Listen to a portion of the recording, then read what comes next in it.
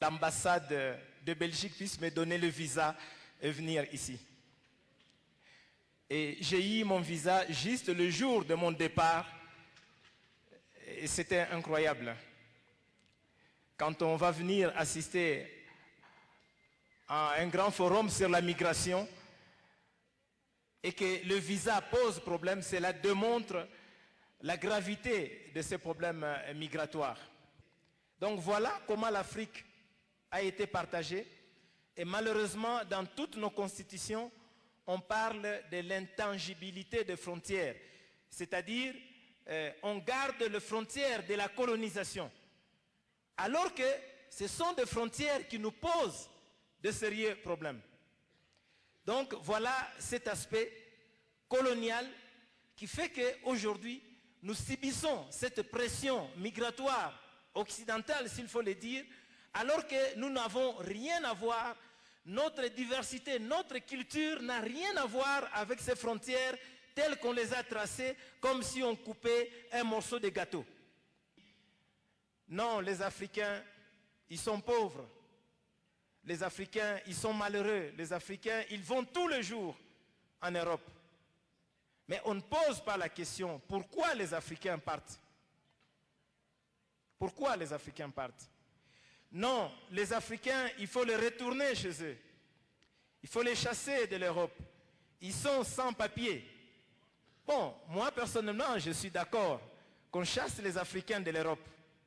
Je suis d'accord.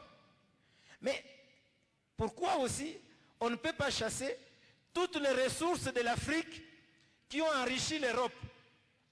Si l'Europe peut dire, la France dit, voilà, ça, j'ai construit avec l'uranium du Niger. La France dit, par exemple, ça, j'ai construit avec les cafés et les cacao qui est venu de la Côte d'Ivoire. La France dit, j'ai construit ça avec l'or qui est venu du Mali. J'ai construit ceci avec le pétrole qui est venu du Soudan, de l'Angola ou du Congo-Brazzaville. Alors la France décide, ou l'Union européenne dit, bon, voilà mes chers Africains, je vous remets toute votre richesse.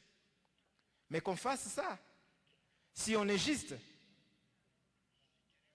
qu'on fasse cela.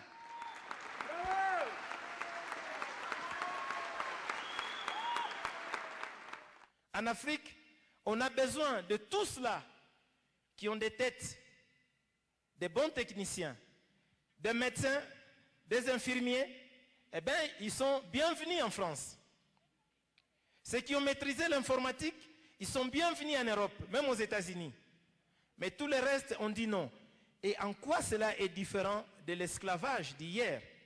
Malheureusement, on continue à violer les femmes, on continue à piller tous les minéraux pour aller faire le coltan. Donc la guerre dans beaucoup de pays d'Afrique, ce que je voulais dire ici, ce n'est pas un problème des Africains seulement, mais c'est un problème du capitalisme qui veut piller les ressources naturelles.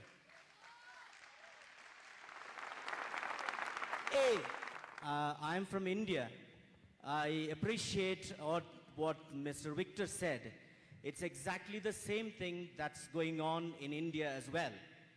Though India is seen as a country which is developing, economically growing, the GDP is growing, a market is growing, and yet exactly the same thing happening in India to the people, especially the indigenous population in central India. What we should do as the developing nations are people who are oppressed. Qu'est-ce que nous devons faire? Mais nous dites que nous sommes des intellectuels. Et chez nous, au Congo même, on appelle les personnes docteurs, ingénieurs, maîtres, techniciens. Mais en quoi nous sommes ingénieurs, docteurs, techniciens? En quoi nous sommes intellectuels si nous n'arrivons pas à créer, à inventer un système qui doit s'opposer à ce capitalisme sauvage?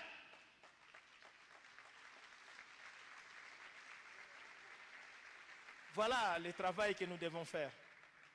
Ça fait des larmes aux yeux quand on en parle. Mais passons à l'action. On a fait beaucoup de discours. Est-ce qu'on continuera à faire des discours sans action.